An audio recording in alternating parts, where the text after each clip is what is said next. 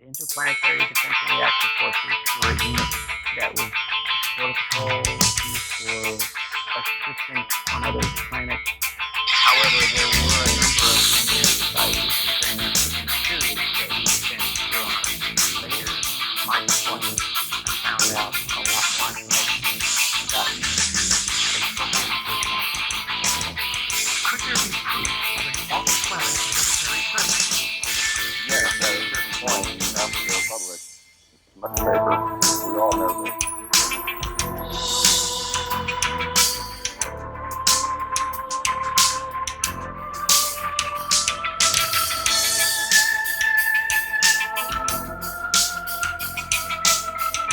Midnight headquarters, the sole issue on the site being required to investigate is whether a confirmed expedition to the United States would be human rights. Recent appearances of human from serious fire.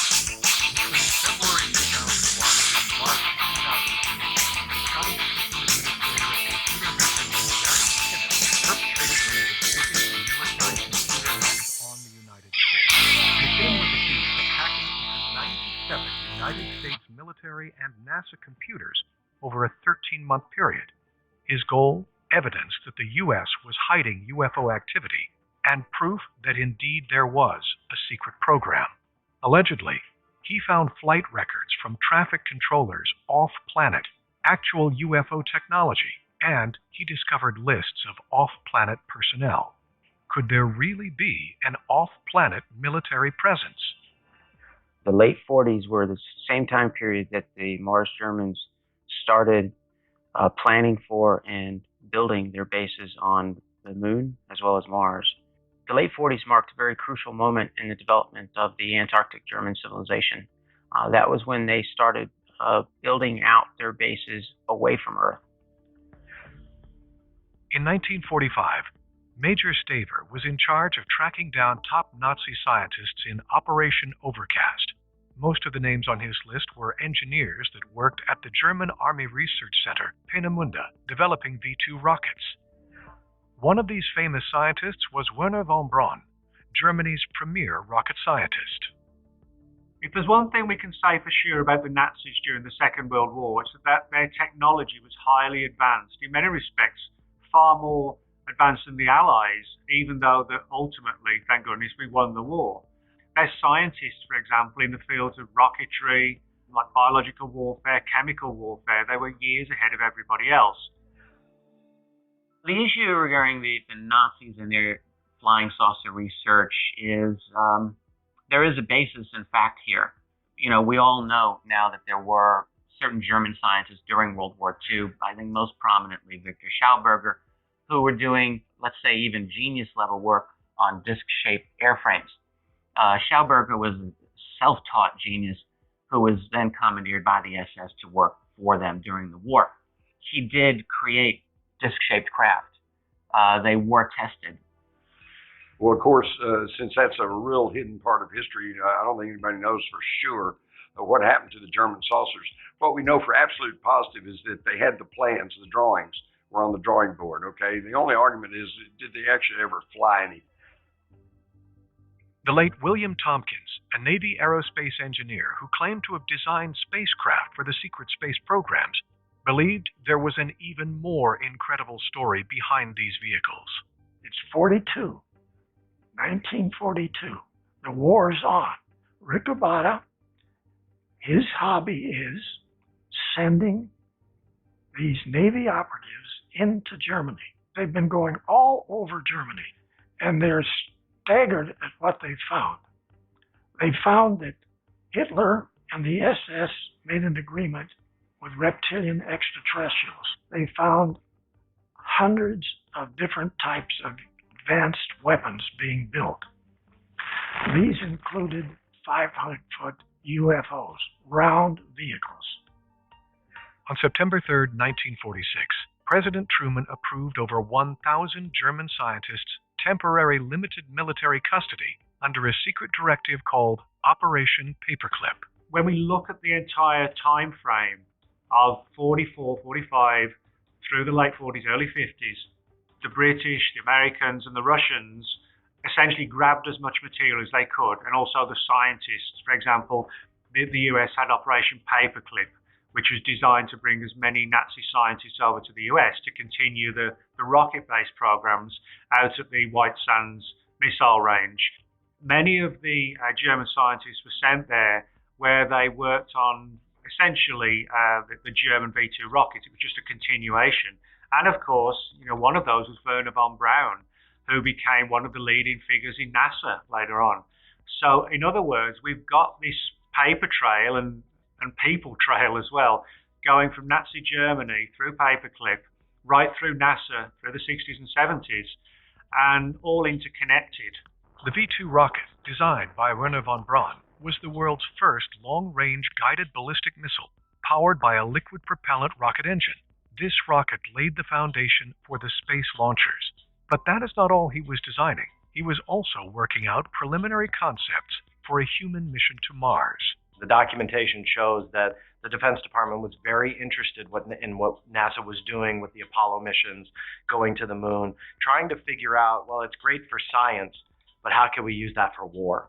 How can we use this for intelligence gathering? How could we ultimately utilize what NASA is doing for defense purposes?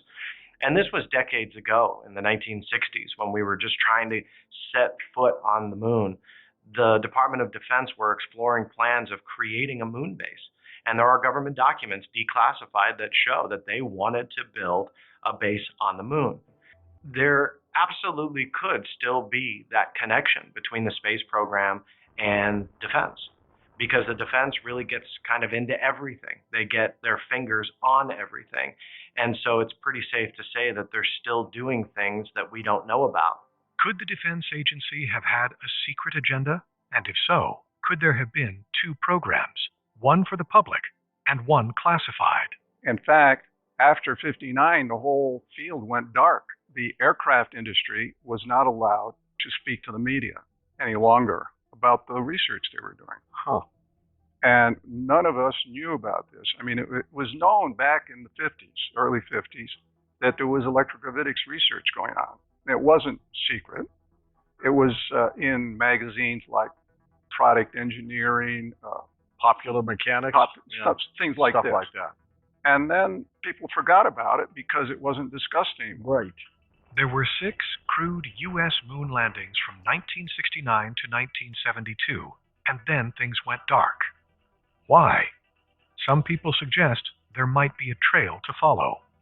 If you look at the percentage of both the GNP and the federal budget that was going into space at the end of the Kennedy administration and the end of the Johnson administration, it's gone down, and I think it's because it's secret. The secret went up. Right. Absolutely. So I think the trajectory continued, but the gap between what's public and that trajectory has been part of this.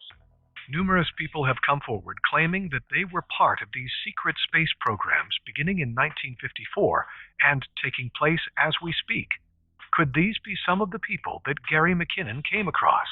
Well, I'm a captain, United States Marine Corps Special Section, which is the covert military space program arm of the Marine Corps, which was formed in about the 1954 timeframe by President Dwight D. Eisenhower as response to his lack of cooperation that he was getting from the MJ-12 committee.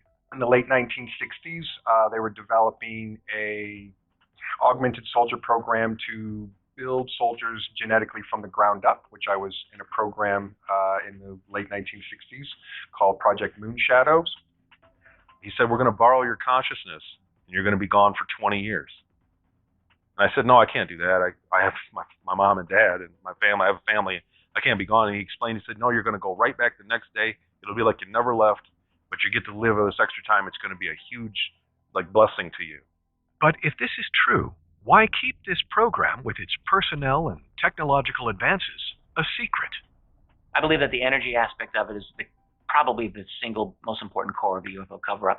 I think a 10-year-old child looking at a flying saucer that can instantly accelerate is going to understand somehow that they're not using gasoline to go around. So they're using something better than that, whatever that is, whether it's 0 point or some kind of safe nuclear fusion or whatever it is.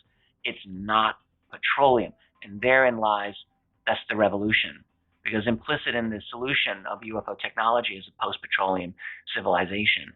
And that is the most radical thing that I can imagine right now for our global power structure. Is it possible we have advanced technology that is not available to our current society? Evidence seems to point to a private and a public program focused on exploring space that could have happened sometime in our history. One thing is for sure, a trail of technology, money, and personal stories never seem to stay secret with regards to the secret space program. They seem to appear, again, in ways that our brains can accept. We hear stories about them appearing like a giant bumblebee or a giant fish or a being with blue skin or pink skin or green skin. So the perception of the beings is directly related to the ability of the individual to perceive them. 1 in 5 Americans believe that humanity has been visited by alien beings from beyond the stars. Yet how can we be sure that all of these visitations originate from up there? From the thousands of reports from people who claim to have had direct contact with some kind of anomalous entity, what is the possibility that some of these close encounters are actually interactions with beings from other dimensions? When an interdimensional being enters our dimension, he falls under the laws of our three-dimensional reality. People report ghosts being seen when they're really these interdimensional beings. If interdimensional entities are interacting with humanity, what might be their intentions in doing so?